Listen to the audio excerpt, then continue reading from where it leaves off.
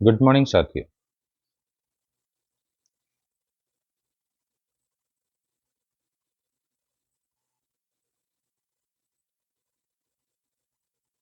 एक दिन पहले परसों मैंने इंग्लिश में एक वीडियो रिकॉर्ड किया है। विषय है कॉम्प्रिहेंसिव कम्युनिटी डेवलपमेंट प्रोग्राम।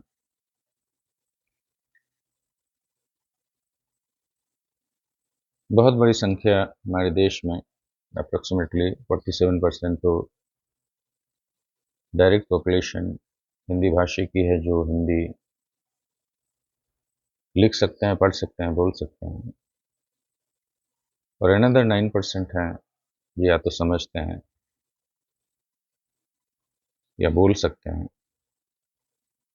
हो सकता है लिख पढ़ ना सकें। तो इस तरह से अप्रोक्सीमेटली 56% पॉपुलेशन देश का है, वह हिंदी बोल सकता है, लिख सकता है या फिर समझ सकता है, बोल सकता है। तो इतनी बड़ी आबादी को एक संदेश देना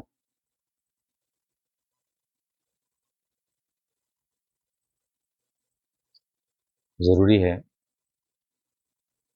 कि हम देश को किस तरह से एक विकसित देश में, डेवलप नेशन में परिवर्तित कर सकते हैं। अगले कुछ सालों में एक प्रोग्राम को लेकर मैं पिछले कई सालों से काम कर रहा हूँ। जब मैं स्कूल में था तो मैं इस पर बात करता था, हमारे स्टूडेंट्स, कुछ टीचर्स, कुछ सोशल वर्कर्स और हर विधा से लोग इस थीम को पसंद करते थे, आज भी करते हैं। कि कोई भी देश दुनिया में विकसित देश कैसे और क्यों कहलाता है। विकसित देश बनने के लिए हमें देखना होगा कि दुनिया में लगभग कितने ऐसे देश हैं जो विकसित की श्रेणी में आते हैं और उनके लक्षण क्या हैं, कैरेक्टरिस्टिक्स क्या हैं। तो उसका एक आंकड़ा है ह्यूमन इंडेक्स, और उसमें सबसे पहले यह बात आती है कि उस देश के लोगों का हेल्थ कैसा है, physical health, mental health, social health और स्पिरिचुअल हेल्थ। यह चार जो गुण हैं, वरदान है मनुष्य के लिए, इनकी स्थिति क्या है। फिजिकल स्ट्रेंथ, मेंटल स्ट्रेंथ या physical health, mental health, emotional और सोशल हेल्थ, कैसे लोग बातें करते हैं, किस तरह से सोचते हैं, किस तरह से व्यवहार करते हैं। बेसिकली कम्युनिकेशन, एक दूसरे से जब मिलते हैं तो उनका व्यवहार और बातचीत क्या होता है, आचार विचार क्या होता है, कम्युनिकेशन क्या होता है। और कम्युनिकेशन केवल शब्दावली नहीं है, सेंटेंस नहीं है। हम जिस तरह से व्यवहार करते हैं वह भी एक कम्युनिकेशन का साधन होता है। वर्बल, नॉन वर्बल दोनों मिला करके कंप्लीट कम्युनिकेशन सिस्टम बनता है। और आखिरी में आता है कि हम स्पिरिचुअल हेल्थ अपना कैसे रखते हैं। स्पिरिचुअल का मतलब होता है right decision at right time for right living. तो हम डिसीजन जो लेते हैं वह कितना सही होता है, कितना सटीक होता है, और वह हमारे जीवन को किस तरह से सुदृढ़ बना सकता है। और इन सभी का जो पैमाना है वह है हैप्पीनेस, खुशी, संतुष्टि। मनुष्य संतुष्ट जब होता है तभी वह खुश होता है, या जब खुश होता है तो यह मान सकते हैं कि वह संतुष्ट है। तो एक पैमाना अगर हम लें विकसित देश का, तो वह है ह्यूमन इंडेक्स, और उसमें सबसे ऊपर आता है हैप्पीनेस। और ये हैप्पीनेस किन किन चीज़ों से, किन किन कारकों से हमें मिल सकता है। व्यक्ति जब स्वस्थ होता है तो खुशी महसूस करता है। फिजिकली, शारीरिक रूप से वह स्वस्थ है तो अपने आप को खुश रख पाता है। मेंटली, जब उसकी सोच में कोई विकृति नहीं होती, टेंशन नहीं होता, तनाव नहीं होता है, और अगर तनाव है तो उसको वह मैनेज कर लेता है। गुस्सा आता है, हर किसी को आता है, ये कॉमन फैक्टर है, लेकिन वह गुस्से को हावी नहीं होने देता, उसको वो मैनेज कर लेता है। स्ट्रेस को मैनेज करने से ही ये सारी समस्याओं का समाधान हो जाता है। तो मेंटल स्ट्रेंथ में क्या है? Ability to tackle, solve, get rid of stresses in life. और जब ये हो जाता है तो इंसान अपने आप को खुश रख पाता है। तीसरी बात है सोशल और इमोशनल कोशिएंट, जिसमें behaviour and communication, etiquettes and communication, attitude, ये तीनों चीजें आती हैं। एटीट्यूड, कम्युनिकेशन एंड एटिकेट्स, ये हमारा सोशल हेल्थ को अच्छा रखता है, ये तीनों मिलके, जिसको हम एसी ऑफ सॉफ्ट स्किल्स कहते हैं। तो अगर हमारा एटीट्यूड है किसी भी काम को करना या नहीं करना, हम जब सुबह उठते हैं और रात में जब हम अपने बिस्तर पर जाते हैं, इन दोनों के बीच में जो भी समय होता है उसमें हमें या तो कुछ करना होता है या नहीं करना होता है। जो हमें करना चाहिए, और हम अपने आप को, अपने परिवार को, अपने अगल बगल आसपास के लोगों को खुश रख पाएं, तो उसके लिए जो हमें करना चाहिए और अगर हम करते हैं तो उसको हम कहते हैं पॉजिटिव एटीट्यूड। एटीट्यूड है I want to do, I want to do, that is want to do, मैं करना चाहता हूँ। मैं करना चाहता हूँ तो मेरे पास पॉजिटिव एटीट्यूड है। मैं नहीं करना चाहता तो नेगेटिव एटीट्यूड है। तो एटीट्यूड का रोल यहीं खत्म हो जाता है। सक्सेस, फेल्योर, खुशी, गम, गरीबी, अमीरी, ये सब इसी से शुरुआत होती है। यह एक मेंटल स्टेटस है, सोच है, कि जो काम हमें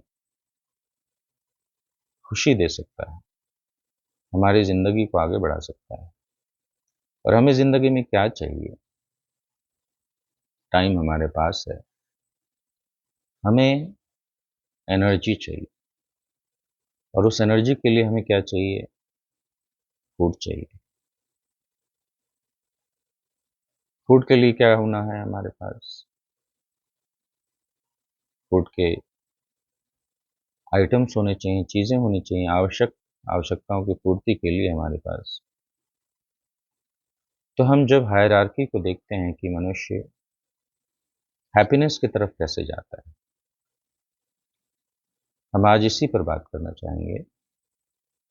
vision India 2040, 96% employment generation in India, how could be achieved, कैसे हम हैप्पीनेस की तरफ जाते हैं। तो मैं बात कर रहा था कि हैप्पीनेस इंडेक्स है जो ये तय करता है कि कोई देश विकसित है या अविकसित है, उसमें कितना पॉपुलेशन का कितना भाग परसेंटेज वो सुखी से रह रहा है, दिनचर्या को अच्छे से गुजार रहा है,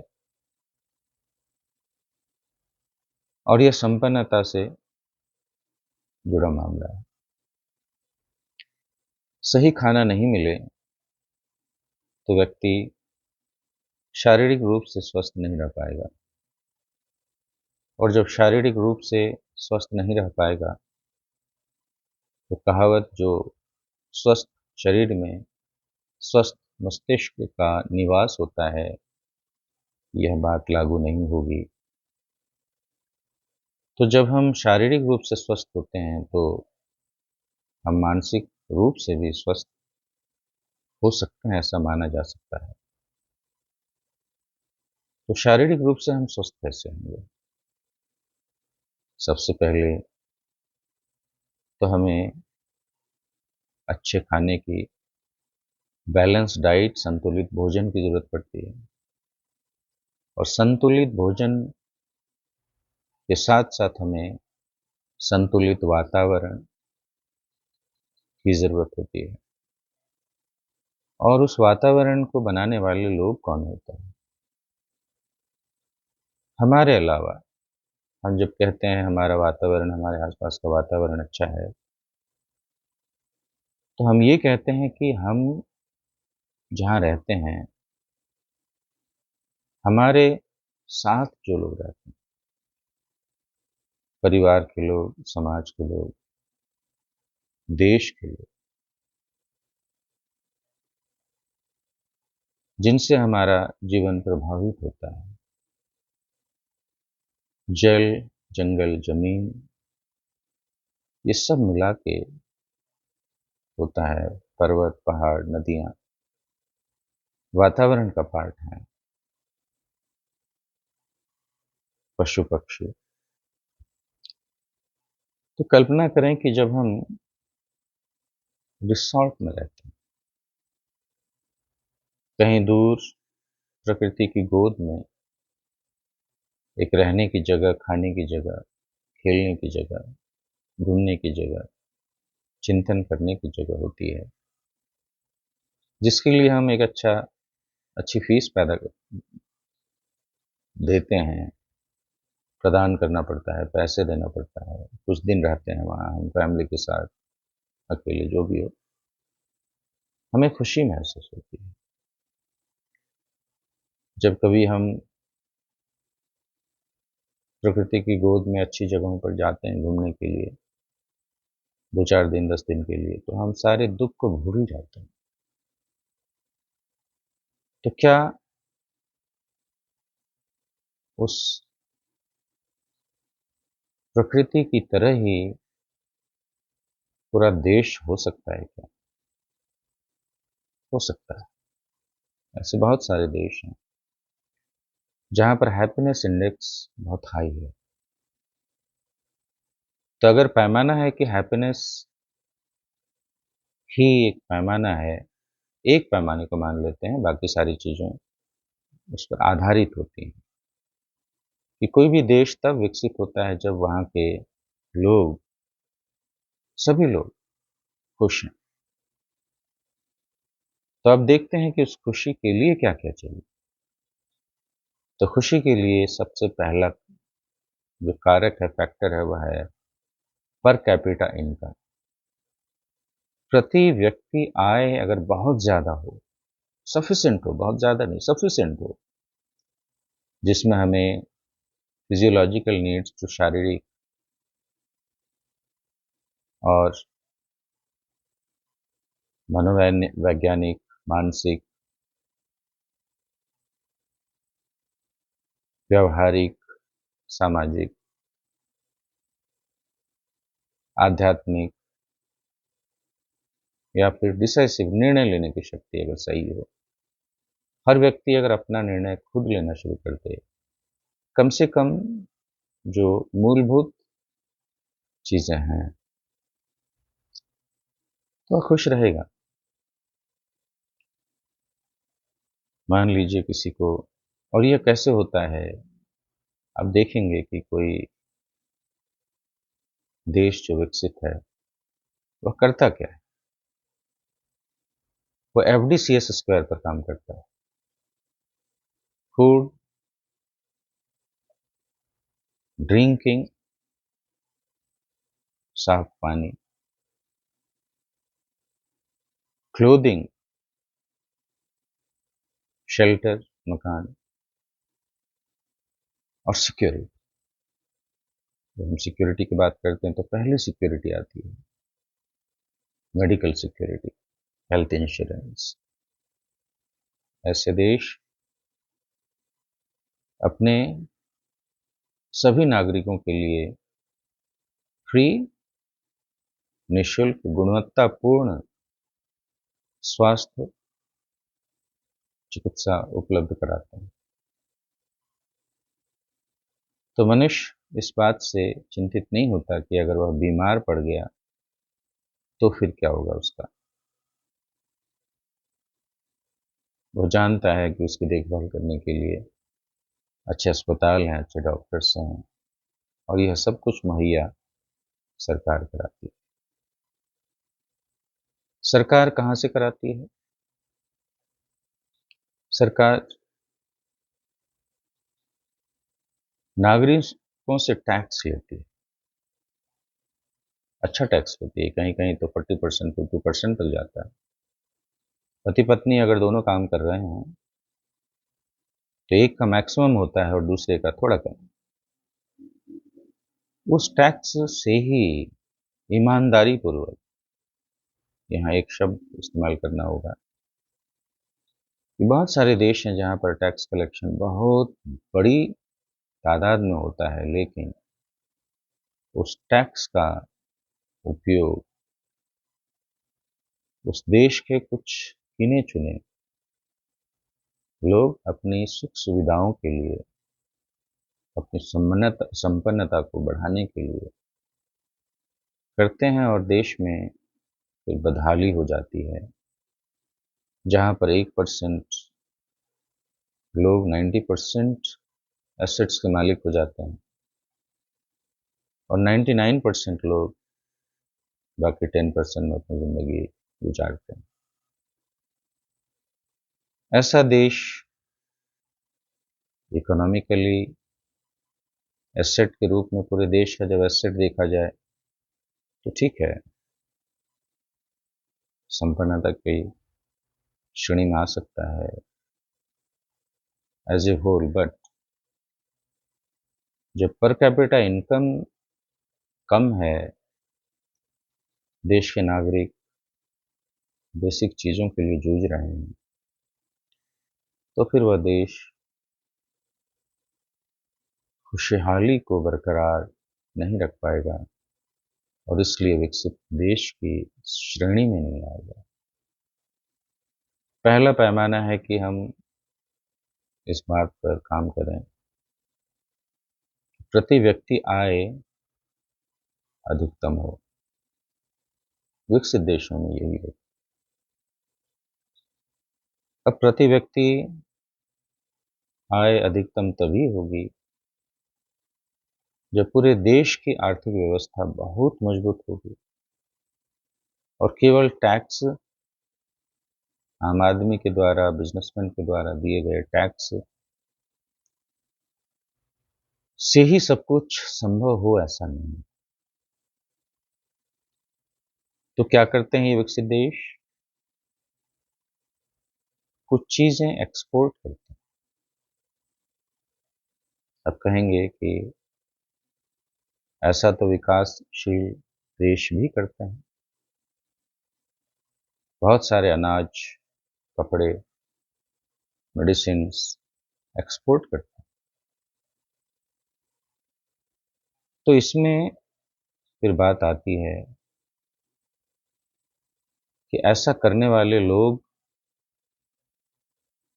जो कुछ भी कमाते हैं, क्या वो देश की समृद्धि के लिए, विकास के लिए खर्च कर पाते हैं,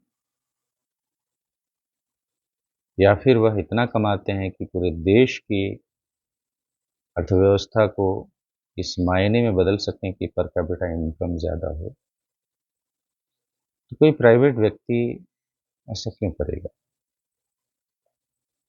हाँ, वह बड़ी-बड़ी इंडस्ट्री लगा सकता है, रोज़गार उत्पन्न कर सकता है, लोगों को अच्छी सैलरी दे सकता है और ज़िंदगी बनती है। ऐसा है कई विकासशील देश हैं, जहाँ पर जो पूँजीपति होते हैं, जो बड़े-बड़े व्यापारी होते हैं, इंडस्ट्रियलिस्ट होते हैं, बड़े-बड़े कारखाने या मध्यम वर्गीय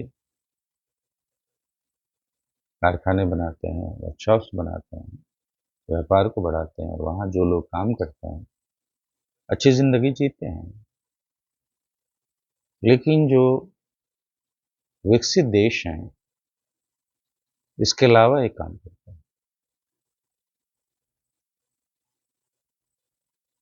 वहाँ की सरकारें उन लोगों के लिए काम करती हैं, जो आर्थिक रूप से इतने संपन्न नहीं होते। इसलिए सरकारी तंत्र या फिर सरकार के द्वारा कुछ चिन्हित व्यापारी इंडस्ट्रियलिस्ट जो देश के लिए अच्छा काम करते हैं, उनको बढ़ावा देते हैं और हेवी मशीन्स, मिलिट्री वेपन्स,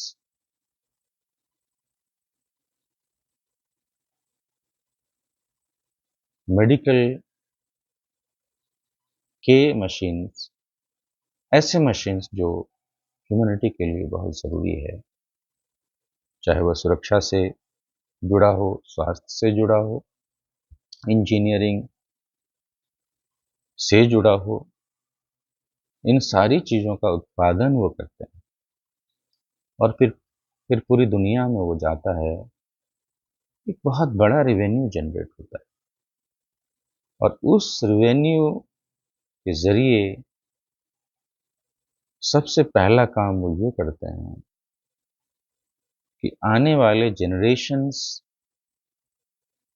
को वो सारी सुविधाएँ मुहैया कराते हैं, जिससे उनका यह विकास का कार्य R&D research and development continue है। अब आप देखेंगे कि कुछ देश हैं जो दुनिया के सबसे अच्छी कार बनाते हैं। कुछ देश हैं जो दुनिया के अन्य देशों में विकासशील या फिर विकसित देशों को भी बड़े-बड़े जहाज, बड़ी-बड़ी मशीनें, फाइटर प्लेन्स, मेडिकल की बड़ी-बड़ी मशीनें, कंस्ट्रक्शन की मशीनें, वो एक्सपोर्ट करते हैं। बहुत बड़ी कीमत होती है उनकी और फिर उस इनकम से अपने देश में प्रति व्यक्ति आय को बढ़ा देते हैं। कुछ देशों में ऐसा है कि अगर युवा युवक-युवती की नौकरी चली जाती है किसी वजह से, उस दौरान उसको सोशल सिक्योरिटी दी जाती है। वो अप्लाई करते हैं, प्रूव करते हैं कि उनकी नौकरी उनकी वजह से नहीं गई है या उनकी असमर्थता, स्वास्थ्य या जो भी हो, तो उनको बेरोज़गारी भत्ता दिया जाता है। तब तक जब तक कोई अगली नौकरी उसको न मिल जाए या बिज़नेस स्थापित न कर ले, आर्थिक स्थिति अपनी इतनी कर ले कि वह अच्छे से जी सकता है। ये सुविधाएँ दी जाती हैं। कुछ देशों में तो यातायात बिल्कुल फ्री है।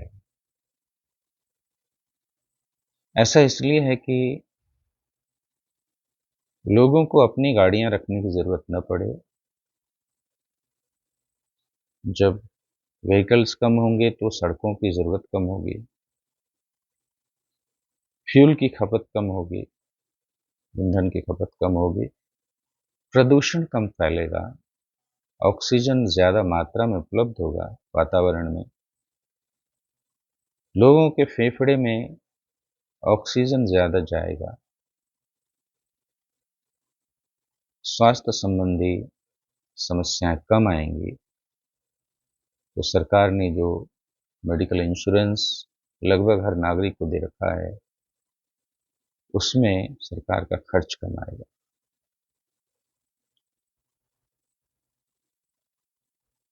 तो अपने आप सरकार अन्य विकास संबंधी कार्य कर पाएगी। R&D में कुछ देश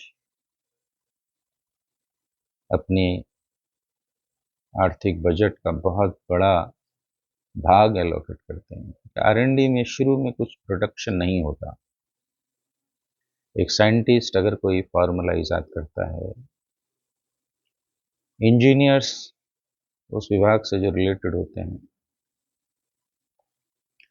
और उसको विकसित करने की कोशिश करते हैं, प्रारूप देना चाहते हैं, प्रोडक्ट बनाना चाहते हैं, तो उसमें बहुत समय लगता है, कई बार फेल हो जाता है। तो इसके लिए कोई प्राइवेट कंपनी या व्यक्तिगत रूप से कोई खर्च नहीं करता, यह खर्च सरकार ही कर पाती है। एक बहुत बड़ी राशि इसमें जाती है जिसके लिए सरकार के पास धन होना ज़रूरी होता है। और धन कहाँ से आता है? ज़्यादातर ये देश बड़ी-बड़ी मशीनों का निर्माण करके, चाहे वह किसी भी रूप में हो, विकासशील देशों को या अन्य विकसित देशों को जहाँ वो उनकी उपलब्धता नहीं है, वह निर्यात करते हैं और उसके बदले में उन्हें करेंसी मिलती है और फिर अपने देश को सुख सुविधाओं से, खुशियों से परिपूर्ण कर देते हैं। एक देश है जहाँ शिक्षा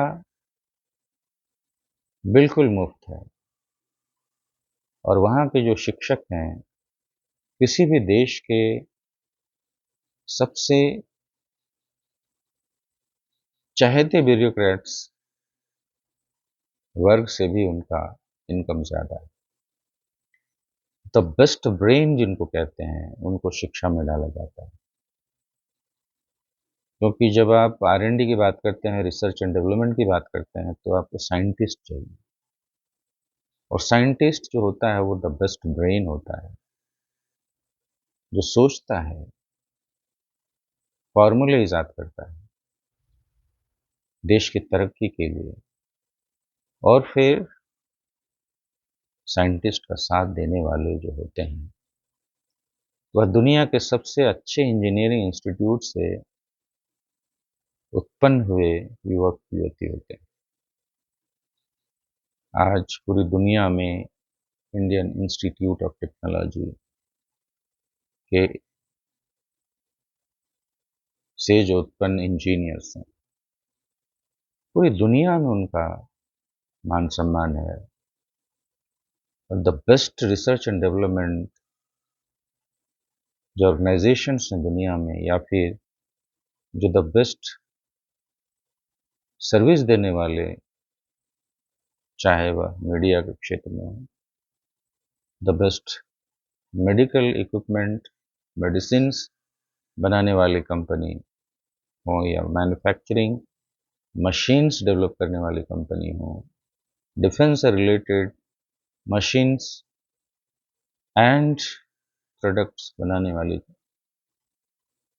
फैक्ट्रीज हों, वहाँ देखेंगे तो ऊंचे पदों पर बैठे हुए जो इंजीनियर्स मिलेंगे, वह इंडियन इंस्टीट्यूट ऑफ टेक्नोलॉजी से मिलते हैं। जब प्रोडक्शन होता है और पूरी दुनिया में जाता है, तो उसका एक मार्केटिंग का थीम तैयार किया जाता है। तो मार्केटिंग में बिजनेस और मार्केटिंग को समझने वाले लोग चाहिए, उसमें जब द बेस्ट ब्रेन चाहिए। फिर अगेन हम बात करेंगे तो दुनिया में बहुत सारे ऐसे मैनेजमेंट स्कूल्स हैं, कॉलेजेस हैं, जो माने जाते हैं। अगेन पूरी दुनिया में तो कई हैं, लेकिन जब हम इंडिया की बात करेंगे तो Indian institute of management world class managers पैदा करता है। और मैनेजर्स का काम क्या होता है, चाहे वो मार्केटिंग फील्ड में हो, सेल्स में हो, बिजनेस में हो, ऑर्गेनाइजेशन के ग्रोथ को आगे बढ़ाना होता है। ह्यूमन रिसोर्स डेवलपमेंट एक क्षेत्र में लोग एमबीए करते हैं, मार्केटिंग में करते हैं, फाइनेंस में करते हैं। ये सब इसको सपोर्ट करते हैं। किसको? आर&डी के जरिए जो डेवलपमेंट हुआ है, मैन्युफैक्चरिंग फील्ड में जो चीज़ें बनी हैं, उसको पूरी दुनिया में ले जाना है, ये इनका काम है, मार्केटिंग का काम है। फाइनेंस का भी वही है कि फाइनेंस को देखता है, क्योंकि जैसे जो भी इनकम होगा, पैसे का सही उपयोग, अकाउंटिंग, देख रेख, रख रखाव कैसे होगा। फिर आता है कि मैन, मनी एंड माइंड का कॉम्बिनेशन कैसे होगा। तो इसको सही तरीके से मैनेज करने के लिए, समझने के लिए, उसको इम्प्लीमेंट करने के लिए, एग्जीक्यूट करने के लिए फिर से हमारे पास master of business administration in human resource development, इसमें द बेस्ट ब्रेन आते हैं। Organisation, man, material, mind. Material पैसे की वजह से आता है। तो जो ऑर्गेनाइजेशंस हैं उसमें कुछ लोग जो काम करते हैं, उनकी स्किल को कैसे सही ढंग से एक्सप्लॉइट किया जाए, सही व्यक्ति को सही काम मिले और सही लोगों को तैयार किया जाए, टोटल क्वालिटी पर्सन्स का निर्माण किया जाए, ट्रेनिंग दी जाए, इसके लिए ह्यूमन रिसोर्स डेवलपमेंट के लिए कुछ मैनेजर्स बैठे होते हैं। ये भी इन्हीं इंस्टीट्यूशन से आते हैं या फिर वर्ल्ड क्लास इंस्टीट्यूशन से आते हैं। और इन इंस्टीट्यूशंस को चलाने के लिए द बेस्ट फैकल्टीज जो बहुत हाई सैलरी लेते हैं, उनको मैनेज करना, इंस्टीट्यूशन खड़ा करना, उसके लिए बहुत बड़ी ज़मीन, बहुत बड़ा इंफ्रास्ट्रक्चर चाहिए, बहुत पैसे लगते हैं।